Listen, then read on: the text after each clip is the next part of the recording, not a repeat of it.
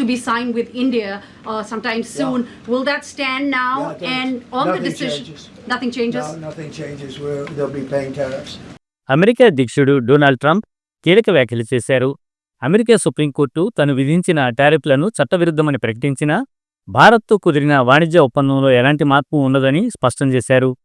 America supreme court 6-3 మెజారిటీతో ఇచ్చిన తీర్పులో ట్రంప్ ప్రపంచ దేశాలపై విధించిన భారీ టారిఫ్లు అధ్యక్ష అధికార పరిధిని మించాయని పేర్కొంది.